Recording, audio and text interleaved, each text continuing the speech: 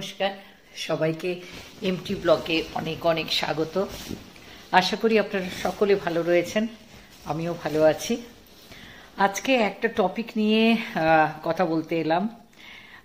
আজকে পরকীয়া নয় বা আমাদের সমাজের কোনো ব্যাধি যেটা আমাদের সংস্কৃতির সাথে আর কি উল্টো সংস্কৃতিতে চলছে, এরকম কোনো কথা নয়। আজ অন্য একরকম কথা, আমার একটা দুর্বলতা আমি আমার নিয়ে আজকে বলবো, এবং সেটা কতটা সত্যি সেটা আপনারা কমেন্ট করবেন।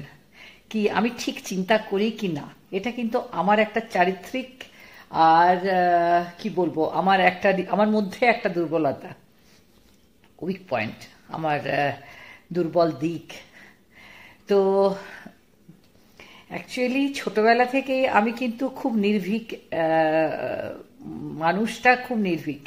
আমি খুব একটা ভয় পাই না, কোনো জিনিসকেই ভয় পাই না, না কোনো অড সিচুয়েশন বা কোনো খারাপ সময় বা কোনো একটা প্রবলেম এলো জীবনে, হ্যাঁ আমি কিন্তু ঘাবড়াই না। আমি ওটাকে কিন্তু ফেস করে আর ওটা থেকে বেরোবার চেষ্টা করি। কোনো একটা সমস্যা এলে সেটা সমাধান খুঁজে সেই সমাধানটা করার জন্য, সমস্যাটা মেটাবার জন্য যেটা করতে হয় সেটা কিন্তু খুব ফার্মলি করি, আমি ভয় পাই না। আরেকটা কারণ হলো আমি কাউকেই ভয় পাই না, আর শ্রদ্ধা করি, ভক্তি করি, সবাইকেই তার প্রাপ্য সম্মানটুকু দিই। এবং তাকে সম্মান দেওয়া মানে নিজেকে সম্মান দেওয়া, সে বড় হোক, আমার বয়সী হোক। আমার ওয়াইটি ফ্যামিলিতেও সবাই আসে, বেশিরভাগই খুব ভালো কমেন্ট করে। একটা দুটো মানুষ আসে তারা ঠিক কমেন্ট করে না, হ্যাঁ, তো তাদের রুচি মতো তারা কমেন্ট করে, আমি উত্তর দিই না, আমি জাস্ট রিমুভ করে দিই কমেন্টটাকে। হ্যাঁ, তো আমি এরকম, আমার জীবনে যদি কোনো কিছু খারাপ থাকে আমি রিমুভ করে দিই, ওটা নিয়ে ঘাঁটাঘাঁটি করি না। আমি ভয় পাই না কাউকেই, কারণ এটা আমার জ্ঞানত আমি কোনো অন্যায় করি না। আমি কারুর সাথে কোনোদিন জ্ঞানত কোনো অন্যায় করি না। আমি অন্যায় কারুর পেছনে আড়ালেও কিন্তু করি না। কেউ যদি না থাকে, মনে হয় গোটা পৃথিবীতে যদি কেউ না থাকে, তবুও যদি আমার অন্যায় করার সুযোগ থাকে, আমি কিন্তু অন্যায় করি না, করতে পারবো না। কেন? আমি মানুষটা অন্যায় করতে আমাকে দেবে না, আমি অন্যায় করতে পারি না অ্যাকচুয়ালি। তো সেই জন্য অন্যায় করতে পারি না, এটা যেমন আমি পারি না, it is as simple as this, I can't do anything wrong. তো সেই জন্য হয়তো এই নির্ভীকতাটা যেটা এসছে, কেন ভয় পাবো, কিসের জন্য ভয় পাবো? অপরাধ করেছি কি, অন্যায় করেছি কি? সৎ পথে চলা, সত্য কথা বলা, ন্যায় করা, অন্যায়ের বিরুদ্ধে প্রতিবাদ করা, সেটা সম্বন্ধে সমালোচনা করা বা আলোচনা করা, সেটা নির্ভীকভাবেই করি। তো আমি ওয়াইটিতেও তাই করি, না? আমার একটু সবাই, অনেকে হয়তো বলে আপনি পরকীয়া নিয়ে বলেন, কেন বলবো না? এত পরকীয়ার এত চূড়ান্ত খারাপ পরিণতিগুলো আমরা চোখের সামনে সমাজে দেখতে পাচ্ছি। এবং আরেকটা ব্যাপার যেটা আমার মনে হয়, যে এটা যদি একটা সংসার ভাঙে, হ্যাঁ, একটা বাচ্চার যদি ভবিষ্যৎ বা বাচ্চার মানসিকতার বা বাচ্চার জীবনের উপর কুপ্রভাব পড়ে, তাহলে সেটা নিয়ে কি আলোচনা করা অপরাধ, কি আলোচনা করা উচিত নয়? জানেন তো সমাজে কখন খারাপ জিনিসগুলো মাথা চাড়া দিয়ে ওঠে? কোনো খারাপ লোকের জন্য কিন্তু নয়, যখন ভালো লোকেরা, যারা বোঝে, যাদের মধ্যে জ্ঞান আছে, যারা এডুকেটেড, তারা যখন চুপ থাকে, তাদের চুপ থাকার কারণে, তাদের না প্রতিবাদ করার কারণে সমাজে কিন্তু খারাপ ঘটনাগুলো ঘটতে থাকে এবং অন্যায়গুলো প্রশ্রয় পায় আর অন্যায়কারীরা প্রশ্রয় পায়। সেই জন্য যারা অন্যায় পছন্দ করে না, যারা প্রতিবাদ করতে জানে, তাদের চুপ থাকাটা কিন্তু অন্যায়। যাই হোক, আমি আমার দুর্বলতা নিয়ে কথা বলি। আমি ভূতকে ভীষণ ভয় পাই, জানি না, অজানা কারণে। ছোটবেলায় ভূতের গল্প শুনেছি, আমার মা বলতেন আর কি, জানি না গল্পটা কতটা সত্যি কতটা মিথ্যে আমি জানি না। তো আমার মা আমাকে বলতেন বা নিজেদের মধ্যেও আলোচনা করতেন, সেগুলো শুনতাম। আমার যে দাদু, মায়ের বাবা আর কি, তো আমার মায়ের বাবা খুব বলবান, শক্তিশালী ছিলেন, হ্যাঁ, মানে ফিজিক্যালি ভীষণ শক্তিশালী ছিলেন। তো উনি প্রায় রাতের বেলা একটুখানি যেতেন নিজের ক্ষেত খামারে, তখন তো ক্ষেত খামারই ছিল, চাষাবাদ হতো। তো রাতের বেলা ক্ষেতে খামার থেকে হয়তো উনি ফিরছেন আর কি, ওনার চাষি ছিল, দেখে শুনে, তখন তো হাঁটা চলা ছিল, হেঁটে হেঁটে ফিরতেন। আর ফিরতেন তো ওখানে একটা আমাদের যেখানে মামার বাড়ি আর কি, ওখানে পুকুর আছে একটা, সেটার নাম নতুন পুকুর। তো ওইখানটা কিন্তু একটু ভয়াবহ, সহজে মানুষ দিনের বেলাতেও যেতে চায় না। তো সেইখান দিয়ে উনি আসতেন, উনি ভীষণ সাহসী ছিলেন। তো আসছে, তো ওখানে একটা গাছ ছিল, বিরাট বড় গাছ আর কি। আর আমার দাদু যখন আসতেন, আমার দাদুর হাতে কিন্তু একটা লাঠি থাকতো। লাঠিটা কিন্তু কোনো দুষ্টু মানুষের জন্য নয়, সেটা ছিল যে কোনো হয়তো পশু টশু, তখনকার দিনে অন্ধকার রাস্তায় আসছে, রাস্তা বলতে তো সেই মাটির রাস্তা, হ্যাঁ, ঝোপ জঙ্গল। আর এখন যেরকম আমাদের দৌরাত্রিতে, হ্যাঁ না, পশু শেয়াল টেয়াল হ্যান ত্যান যেগুলো আর কি থাকতো আর কি, তারা কোথায় যে হারিয়ে যাচ্ছে, তখন তো সেটা ছিল না। রাতের বেলা শেয়াল বেরোতো, আরো কিছু জন্তু জানোয়ার বেরোতো, তো তা একটা লাঠি হাতে থাকতো, ওটা ওনার অভ্যেস ছিল। তো কিছুদিন আগে ওই গ্রামে একজন আগুনে পুড়ে মারা যায়। তো দাদু আসছে, তো আসার সময় দাদু গাছটা তলা দিয়ে বেরোচ্ছে, আর একটা বিশাল বড়, ওটা কিন্তু একটা অশ্বত্থ গাছ ছিল আর কি। তো পেরোচ্ছে, পেরিয়ে পড়ে, তারপরে দাদুর মনে হলো পেছনে যেন কে আসছে।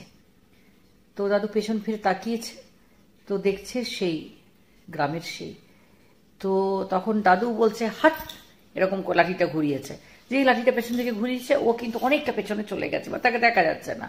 আবার দাদু হাঁটছে, আবার কিন্তু পেছনে ওরকম একটা শব্দ, আর ও না একটা দীর্ঘ নিঃশ্বাস, মানে খুব কষ্ট করে নিঃশ্বাস নিচ্ছে, সেরকম একটা এরকম করে আর কি একটা শব্দ শোনা যাচ্ছে। দাদু আর নিস্তব্ধ চারিদিক, আর ওরকম একটা শ্বাস ফেলার শব্দ, আর একটা পায়ের শব্দ। তো দাদু আবার পেছনে ফিরেছে, আর ওই যে পুড়ে মারা গেছেন তিনি। তো দাদু আবার লাঠিটা এরকম করে সরালো ভীষণ জোরে। তারপরে আবার দাদু বলছে যে চলে যা এরকম। তারপর আবার দাদু কিন্তু নিজের চলার স্পিড বাড়ায়নি, ভয় পায় না। আবার আসছে, আসার পরে গাছটা অনেকটা পেরিয়ে গেছে, গ্রামের কাছাকাছি প্রায়, তখন ও পেছনে, গ্রামের যখন ঢুকবে তার আগে পর্যন্ত দাদু আবার পেছনে লাঠিটা দিয়েছে, দিয়ে বলছে, লাঠিটা ঘুরিয়েছে, ঘোরালেই কিন্তু ও কিন্তু দূরে সরে যাচ্ছে। তো বলছে যে আবারে আসছিস, যা এরকম আর কি। যাই হোক, গ্রামে ফিরলো, ফিরে কাউকে কিছু বলেনি, আমার মানে দিদিমাকেও কিছু বলেনি। রাত্রেবেলা খাওয়া দাওয়া করে শুয়েছে। মধ্যরাত্রি থেকে না খুব জ্বর আর ভীষণ ঘাম, আর উনি ওগুলো বলছিলেন।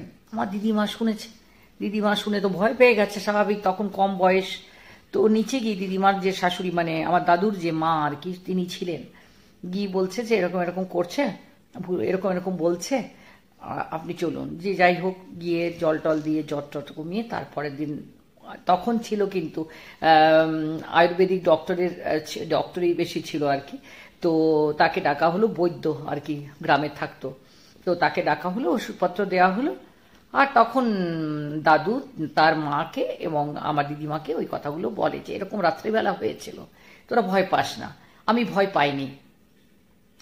তারপর আমার যে দাদুর মা ছিল, সে কিন্তু একটা ওঝা ডাকে, তুই ঝাড়ফুঁক করায়। এটা একটা গেল ঘটনা, এইটা আমি শুনেছি ছোটবেলা থেকে। আরেকবার শুনেছি যে আমার দাদু এরকম ঘুমোচ্ছিলেন আর কি, তো রাত্রেবেলা দেখছে যে তখন তো ছাদটা অন্যরকম আর কি ছিল, যে অনেকগুলো কাটা মুন্ডু আর কি ঝুলছে। তো ওটা স্বপ্ন দেখছেন না উনি কিন্তু দেখতে পাচ্ছেন। হ্যাঁ, যাই হোক, তো ওরকম হড়বড়িয়ে উনি উঠেছেন, উঠে পড়ে। তারপর আমার দিদিমাকে বলতেন না, যেহেতু দিদিমা ভয় পাবে, তখন তো হ্যারিকেন ওয়ারিকেন এসব ছিল রাত্রিবেলা। তারপরে চারিদিকে করলো, জানলা টানলা খুললো, করলো, শুয়ে পড়েছে। তারপরের দিনও কিন্তু জ্বর এসেছিল। যাই হোক, তো এই সব ঘটনাগুলো শুনেছি। আর শোনার পরে আমার কিন্তু একটা ভূতে ভয় আছে। জানি না ভূত বলে আদৌ কিছু আছে কিনা, কেউ দেখেছে কিনা। আমি তো দেখিনি। ভূত মনে হয় যারা ভীতু হয় তাদেরকে দেখা দেয় না, আমাকে দেখা দিলে আমি তো অক্কা, আমি নিজেই ভূত হয়ে যাব, মরে যাবো ভয়ে আমি। সুতরাং আমাকে ভূত আমি দেখিনি কোনোদিন, আমি এগুলো জাস্ট শুনেছি। আর একটা ব্যাপার, আমি ভূতের সিনেমা দেখতে ভীষণ ভালোবাসি, ভীষণ ভীষণ ভালোবাসি। কিন্তু যখন আমি ভূতের সিনেমা আগে দেখতাম, তো আমার ছেলে এখন তো সে চাকরি করে, তখন পড়াশুনো করতো, তো আমি টয়লেট গেলে, বাথরুম গেলে বা কিচেন গেলে ওকে রাত্রিবেলার 11টা 12টা 1টা হোক ওকে তুলে নিয়ে যেতাম। দিনের বেলা তো আমি এতটা ভীতু। তো আমি চাকরি করতাম, বাড়িতে এলেও কিন্তু বিকেল 4টে 5টা 6টা নাগাদ আর কি, তখনও যদি কোনো একটা ভূতের সিনেমা দেখলাম স্যাটারডে সানডে করে আর কি, ওকে নিয়ে যেতাম, নিয়ে গিয়ে বলতাম তুই দাঁড়া, ওকে দাঁড় করিয়ে রাখতাম। এখন কি হয়, এখন আমার ছেলে বাইরে চলে যাওয়ার পর আমি হাজবেন্ডের উপর ডিপেন্ডেন্ট। তো এবার হাজবেন্ডকে কি করি, যদি কোনোদিন দেখি হালকা ফুলকা একটুখানি ভূতের দেখলাম, হাজবেন্ডের পৈতেটাকে আমি এমনি করে হাতের মধ্যে জড়িয়ে, হ্যাঁ না, থাকি আর কি, দেখি। আর ওকে সেই মানে নিয়ে যাওয়া টয়লেটে সেবারে বিভৎস ব্যাপার আর কি, কিছু নেই কিছু নেই, আমি এখান থেকে কথা বলছি জোরে জোরে, তুমি যাও, মানে সে গন্ধমাদব পর্বত ঠেলে নিয়ে যাওয়ার মতো। সুতরাং ও যাবে না, তো আমি জানি সেটা। হ্যাঁ, তো ও বলবে কিসের ভয়, ভূত বলে কিছু নেই, বিরাট বড় লেকচার দিল, তোমার মনের মধ্যে ওগুলো ভয়, হ্যাঁ দেখো কেন। তো কখনো শনি রবিবার করে হ্যাঁ ওকে বলি যে আমি আজকে একটা ভূতের সিনেমা দেখবো, কিন্তু তুমি রাত্রে আমাকে কোঅপারেট করবে তো। হ্যাঁ, তো রাত্রে কোঅপারেট করা মানে হচ্ছে ও তাড়াতাড়ি ঘুমিয়ে যায়, আমি 11টার সময় 12টার সময় আমার এক বেডরুম থেকে ও মানে ও টয়লেট আলাদা, আমার ওয়াশরুম আলাদা, আমি আমার ওয়াশরুমে যাব রাত্রি 12টার সময়, অন্য মানে আমার ফ্ল্যাটে বেশ বড় আর কি, তো এই করিডোরটা পার করে কিচেনটা পেরিয়ে তারপর ওই ওখানে বেডরুম, ওইটার সাথে অ্যাটাচড ওয়াশরুম আছে একটা, তো ওটাই আমি ইউজ করি। তো ওটাতে যাব, এতটা রাস্তা মনে হয় তখন রাত্রিবেলা, আর ওকে নাক ডেকে ঘুমোচ্ছে, তাকে তুলে নিয়ে যাওয়া অসম্ভব ব্যাপার ওটা। হ্যাঁ, তাকে তুলতেই কেমন যেন লাগে। তো যাই হোক, এতগুলো অসুবিধের জন্য আমার ভূতের সিনেমা দেখা হয় না, কিন্তু ভূতের সিনেমা দেখতে আমি ভীষণ ভালোবাসি। আর ভূতকে আমি ভীষণ ভয় পাই। আমি জানি না যে আদৌ ভূত বলে কোনো বস্তু পৃথিবীতে আছে কিনা। আর নহন্যতে মানে সোল, আত্মা তো মাকে জিজ্ঞেস করতাম, মা ভূত আছে গো? মা বলতো না না, মা ভীষণ সাহসী ছিল, ভূত টুত ভয় পেত না। তো মা বলতো ভূত বলে কিছু নেই। আর ভূত সবাইকে দেখা দেয় না, ভগবান যেমন সবাই দেখতে পায় না, ভূতও যদি থাকে তো সবাইকে দেখা দেয় না, এত সহজ নয় ভূত দেখা, মা আমাকে বলতেন। কিন্তু আমার খুব ভয় লাগে, আমার অন্ধকার হলেই মনে হয় ভূত আছে ভূত আছে। আপনারা বলবেন তো সত্যিকারে ভূত আছে কিনা। আর আমি কিন্তু কোনোদিন দেখিনি, কিন্তু আমি বিশ্বাস করি ভূত আছে, কেননা আমি ভয় পাই। আর যেটা অনেকে বলে অপঘাতে মৃত্যু হলে ভূত আর কি, তারা ভূত হয়ে যায়, আদৌ হয় কি হয় না আমি জানি না, কিন্তু অপঘাতে মৃত্যু হলে জানি না। তবে একটা জিনিস সত্যি বলি, যেটা পেইনফুল অথচ এটা ভীষণ সত্যি, যে আমার মা মারা যাবার পর আমার মনে হয়েছিল যে যদি সত্যিকারের এরকম হয়, আত্মার কোনো মৃত্যু নেই, হ্যাঁ আত্মা কিন্তু ঘুরে বেড়ায়, তো যদি সেরকম হয়, আমার মা যদি আমার কাছে আসে, বসে, আমি একা থাকি, তাহলে কিন্তু খুব ভালো হয়। আর সেটা যদি খুব ভালো হয়, সেটা আমি চাই।